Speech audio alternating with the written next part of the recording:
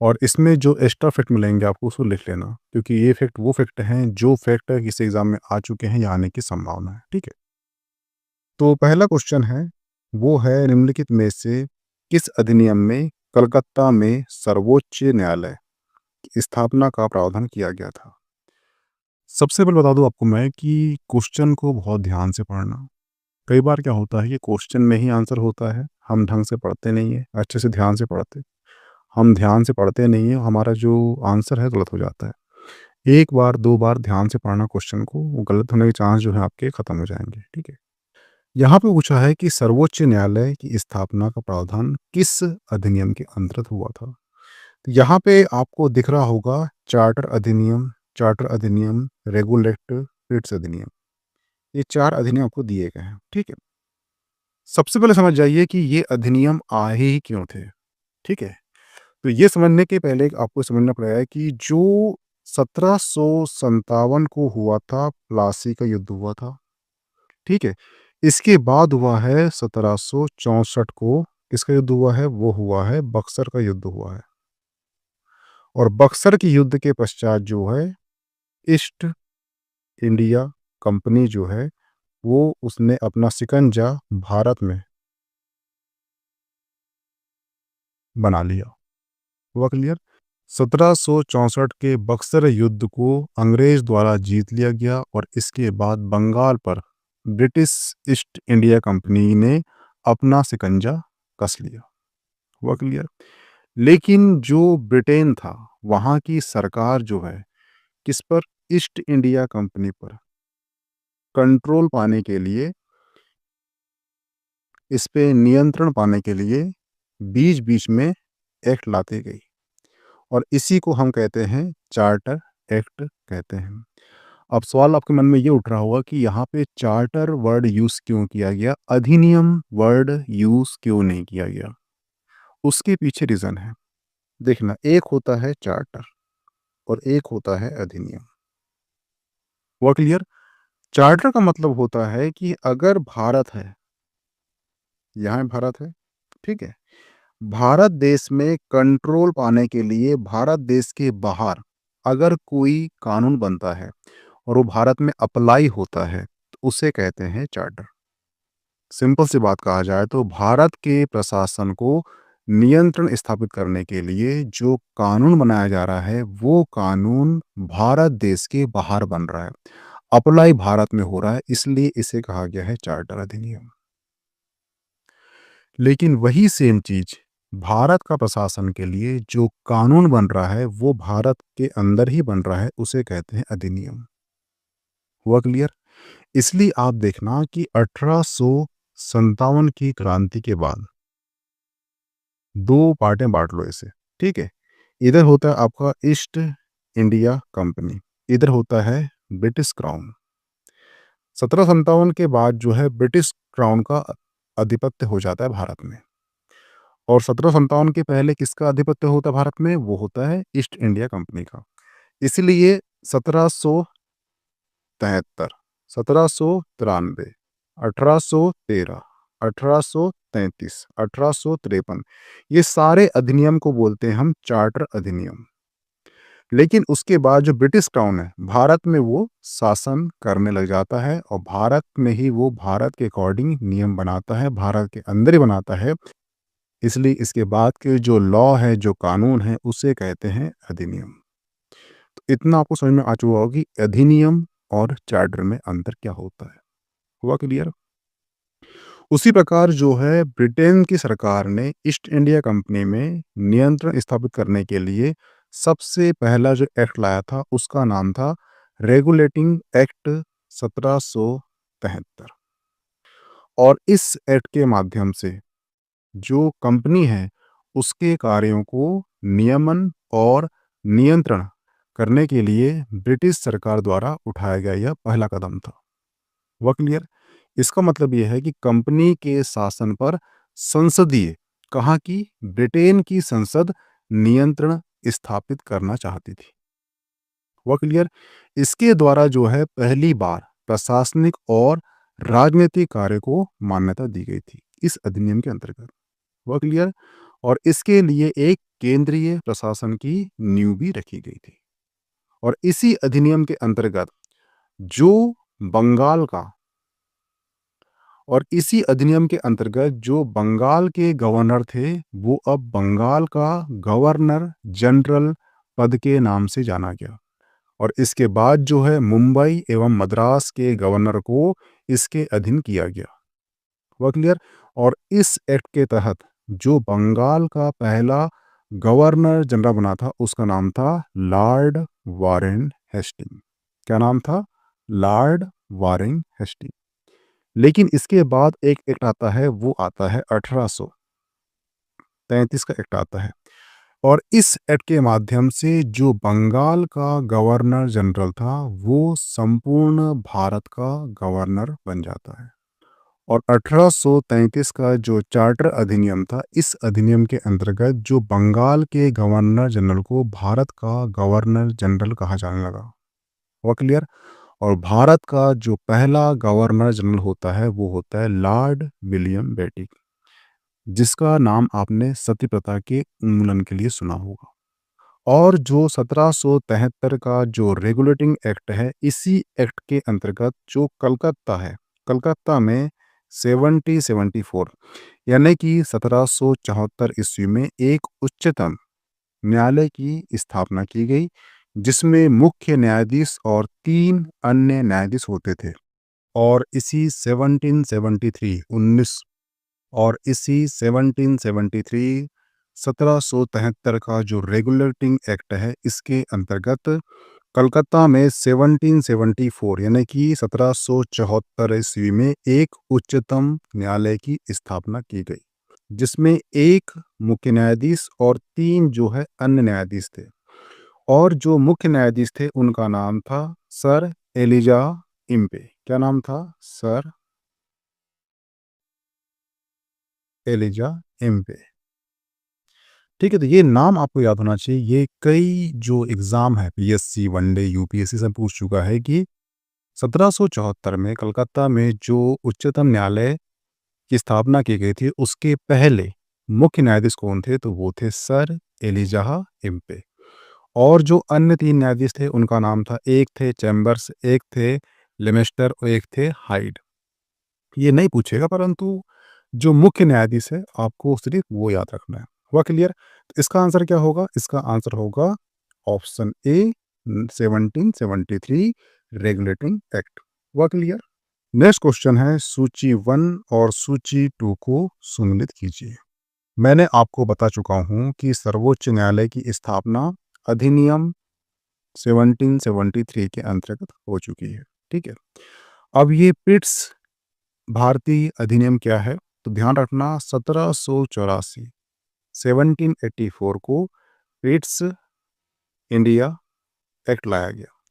और ये जो एक्ट है, इसके अंतर्गत भारत में दोहरा दोहरा प्रशासन का आरंभ हुआ। दोहरा प्रशासन का मतलब क्या है? तो इसके अंतर्गत देखना, एक बोर्ड ऑफ डायरेक्टर की स्थापना हुई और एक बोर्ड ऑफ कंट्रोल की स्थापना हुई। बोर्ड ऑफ डायरेक्टर जो है, ये व्यापारिक मामलों के देखरेख के लिए बनाया गया। और जो बोर्ड ऑफ कंट्रोल है, ये राजनैतिक मामलों के लिए बनाया गया। ठीक है, तो यहां शुरू होता है दोहरा प्रशासन। ये कब लाया गया था? 1784 में लाया गया था और इसका नाम था पिट्स इंडिया एक्ट। हुआ क्लियर? अब यहाँ पे वर्ड लिखा है कंट्रोल, यानी कि नियंत्रण। तो नियंत्रण परिषद की स्थापना की गई थी। इसका आंसर क्या होगा? ऑप्शन ए का 2 होगा। हुआ क्लियर? नेक्स्ट है चार्टर अधिनियम 1813। तो ध्यान रखना, चार्टर अधिनियम 1813 की बात करते हैं हम। तो इस अधिनियम का मुख्य विशेषता ये है कि इसमें जो कंपनी का जो अधिकार था, वो 20 वर्षों के लिए बढ़ा दिया गया।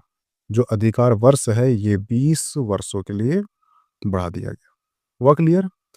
और कंपनी के भारत के साथ व्यापार करने का जो एकाधिकार था, उसे छीन लिया गया, किंतु इसे चीन के साथ और पूर्वी देशों के साथ चाय के व्यापार के लिए 20 वर्षों के लिए बढ़ा दिया गया। हुआ क्लियर? ठीक है। और तीसरा पॉइंट है, इसमें कुछ सीमाओं के अधीन सभी ब्रिटिश नागरिकों के लिए भारत के साथ व्यापार करने के द्वार खोल दिए गए। यानी कि ईस्ट इंडिया कंपनी व्यापार तो कर रही थी, परंतु जो ब्रिटेन के लोग हैं वो भी अपना व्यापार भारत से कर सकते हैं। इसके द्वार खोल दिए गए 1813 के चार्टर अधिनियम के अंतर्गत। चौथी और सबसे मुख्य बात, उसमें क्या किया गया कि जो अब तक यानी 1813 तक अभी तक जो ईसाई पादरियों को भारत में आने की अनुमति नहीं थी धर्म प्रचार के लिए, लेकिन 1813 के अधिनियम के द्वारा ईसाई पादरियों को भारत में आने की सुविधा मिल गई।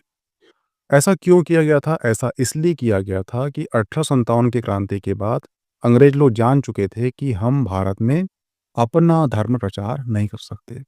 जब उनको लगा कि हमारा नियंत्रण स्थापित हो चुका है, हमारे कंट्रोल में चीज़ें आ चुकी है, तब 1813 में उन्होंने ईसाई पादरियों को अनुमति दी भारत में आने की और अपना धर्म प्रचार करने की।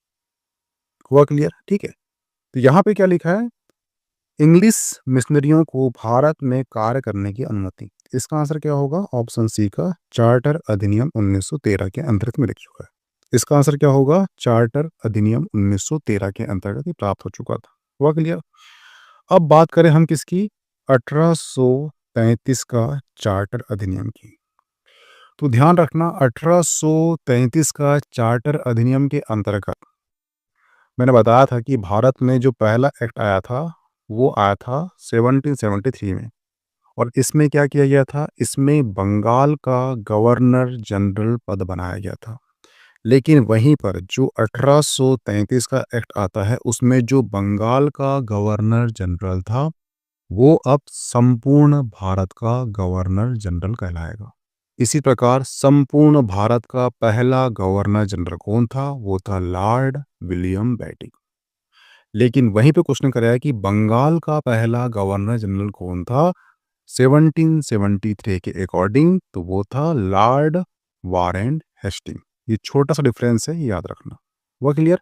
बंगाल पूछेगा तो लॉर्ड वारेन हेस्टिंग, लेकिन वहीं पूछ लिया कि संपूर्ण भारत का पहला गवर्नर जनरल कौन था? तो वो था लॉर्ड विलियम बेंटिक। हुआ क्लियर? जिसका नाम आपने सुना होगा सती प्रथा के उन्मूलन के लिए। हुआ क्लियर? ठीक है। और यही एक कारण था कि जो विधिक परामर्श हेतु गवर्नर जनरल की परिषद में एक विधि सदस्य, क्या बोला मैंने? विधिक परामर्श हेतु गवर्नर जनरल की परिषद में विधि सदस्य के रूप में चौथा सदस्य को शामिल किया गया। यानी कि यहाँ क्या पूछा है उसने? गवर्नर जनरल की परिषद में कानूनी सदस्य की नियुक्ति किसमें की गई थी? वो की गई थी 1833 के चार्टर्ड अधिनियम के अंतर्गत। हुआ क्लियर? तो आई होप कि आपको सारे ऑप्शन और उसके जो आंसर थे क्लियर हो चुके होंगे। ठीक है। ए का क्या होगा? ये 2 होगा। ठीक है। बी का क्या होगा? ये होगा 1 होगा। सी का 3 होगा। डी का 4 होगा। इसका आंसर होगा आंसर बी। हुआ क्लियर? ये ध्यान रखना। नेक्स्ट क्वेश्चन है, किस अधिनियम के द्वारा ब्रिटिश संसद में चाय और चीन के साथ व्यापार को छोड़कर ईस्ट इंडिया कंपनी ने भारत के साथ व्यापारिक एकाधिकार को समाप्त कर दिया? मैंने बताया था आपको कि चार्टर्ड अधिनियम 1813 के माध्यम से ब्रिटिश संसद ने चाय और चीन के साथ व्यापार को छोड़कर जो India company east India company ने भारत के साथ व्यापारिक एकाधिकार को समाप्त कर दिया। जबकि यही 1833 यानी कि 1833 के चार्टर्ड अधिनियम द्वारा कंपनी के समस्त व्यापारिक कार्य समाप्त कर दिए गए। तो यहाँ ध्यान रखना, छोटा सा डिफरेंस है। आपसे पूछेगा 13 में एक अधिकार समाप्त किया और 33 में संपूर्ण व्यापारिक कार्य समाप्त कर दिए गए। ऐसा क्यों? क्योंकि अब जो कंपनी है ये व्यापार नहीं करेगी। एक्चुअली जो ब्रिटिश गवर्नमेंट है, जो ब्रिटिश सरकार है, उसके लिए भारत में प्रशासन को संभालेगी। इसलिए यहाँ पर सभी चीज़ समाप्त कर दी गई ईस्ट इंडिया कंपनी की। तो इसका आंसर क्या होगा? ऑप्शन ए 1813 का चार्टर अधिनियम। यहीं पे क्वेश्चन आता संपूर्ण आता तो उसका आंसर बी होता, परंतु यहाँ पर ए का अधिकार पूछा है तो उसका आंसर ऑप्शन ए होगा। हुआ क्लियर? कंफ्यूजन बिल्कुल मत होना यहाँ पर। नेक्स्ट क्वेश्चन है, चार्टर्ड एक्ट 1813 के संबंध में निम्नलिखित कथनों पर विचार कीजिए। पहला जो कथन है उसमें बोला गया है कि इसने भारत में ईस्ट इंडिया कंपनी के व्यापार एकाधिपत्य को चाय का व्यापार और चीन के साथ व्यापार को छोड़कर समाप्त कर दिया। ये जो चीज है ये 1813 में हो चुकी है, यानी याला जो ऑप्शन है वो सही है क्योंकि 1813 के बारे में पूछ रहा है। दूसरा पॉइंट है उसमें बोला है कि इसने कंपनी द्वारा एक अधिकार के लिए भारतीय राज्य क्षेत्र पर ब्रिटिश राज्य क्राउन की संप्रभुता को सुदृढ़ कर दिया। ध्यान रखना जो 1813 का ब्रिटिश ईस्ट इंडिया कंपनी का जो एकाधिकार था समाप्त कर दिया गया, साथ ही इस एक्ट के माध्यम से कंपनी द्वारा अधिकृत भारतीय राज्य क्षेत्र पर ब्रिटिश क्राउन की संप्रभुता को सुदृढ़ भी कर दिया गया। हालांकि इस एक्ट के माध्यम से जो कंपनी थी उसका जो अधिकार पत्र था वो 20 वर्षों के लिए इन क्षेत्रों पर बढ़ा दिया गया था और उसका जो अधिकार और उसका जो राजस्व सौंपा गया। और यही पॉइंट जो है कथन जो 2 दिया गया है, कथन जो सेकंड दिया गया है उसको ये सही करता है। हुआ क्लियर? लेकिन जो कथन थर्ड है वो बोलता है कि भारत का राजस्व अब ब्रिटिश संसद के नियंत्रण में आ गया था। ये गलत है। गलत कैसे है? तो ध्यान रखना, भारत का राजस्व 1858 1858 ईस्वी में अधिनियम द्वारा, यहाँ पे क्या वर्ड आ गया? अधिनियम। वहां पे क्या आया था? चार्टर। क्योंकि चार्टर क्या बन रहा था? जो देश के बाहर बनते हैं, देश में नियंत्रण स्थापित करने के लिए, उसे कहते हैं चार्टर। परंतु जो कानून, जो लॉ देश के भीतर ही बन रहे हैं, देश के प्रशासन पर नियंत्रण स्थापित करने के लिए, उसे कहा जाता है अधिनियम। इसलिए यहाँ पे कहा गया 1858 ईस्वी के अधिनियम द्वारा ब्रिटिश संसद के सीधे नियंत्रण में लाया गया, जब ब्रिटिश कैबिनेट मंत्री के अधीन सेक्रेटरी ऑफ स्टेट का पद बनाया गया। ब्रिटिश कैबिनेट मंत्री के अधीन सेक्रेटरी ऑफ स्टेट का पद बनाया गया, विशेषकर राजस्व प्रशासन में उनकी सहायता के लिए काउंसिलिंग ऑफ इंडिया का गठन किया गया। इसका आंसर क्या होगा? इसका आंसर ये नहीं होगा क्योंकि ये 1858 में हुआ है और यहाँ बात कर रहा है किसकी? वो 1813 की बात कर रहा है। तो इसका आंसर क्या होगा? ऑप्शन 1 और 2 सही होंगे, थर्ड जो है गलत हो जाएगा। हुआ क्लियर? नेक्स्ट क्वेश्चन है, किस अधिनियम ने भारतवासियों को अपने देश के प्रशासन में कुछ हिस्सा लेना संभव बनाया? तो ध्यान रखना, चार्टर एक्ट अधिनियम की जो धाराएं हैं उसमें सबसे महत्वपूर्ण धारा जो है उसकी संख्या है 87। 87 धारा है, उसमें कहा गया है कि किसी भी भारतीय अथवा क्राउन की देशज प्रथा को अपने धर्म, जन्म स्थल, वंशानुक्रम, वर्ण अथवा इनमें से किसी एक कारणवश कंपनी के अधीन पद अथवा सेवा के योग्य नहीं माना जा सकेगा। कालांतर में राजनीतिक आंदोलन में 1833 1833 एक्ट की यह धारा प्रशासन में भागीदारी हेतु मुख्य आधार बनी। इसका आंसर क्या होगा? ऑप्शन ए, चार्टर एक्ट अधिनियम 1883 1833। वह क्लियर? अगर आप धारा 87 याद ना भी रखो तो कोई दिक्कत नहीं, पर ध्यान रखना कि 1833 का जो चार्टर एक्ट था उसमें भारतवासियों को अपने देश में प्रशासन में कुछ हिस्सा लेने का संभव बनाया गया। वो कौन सा एक्ट है? वो है 1833 का एक्ट। और यही एक्ट जो है भविष्य में प्रशासन में भागीदारी का मुख्य आधार बना। हुआ क्लियर? इसका आंसर क्या होगा? Option A. तो यहाँ पे जो पॉलिटी का जो पहला TYQ था, प्रीवियस ईयर का जो लेक्चर था, समाप्त होता है।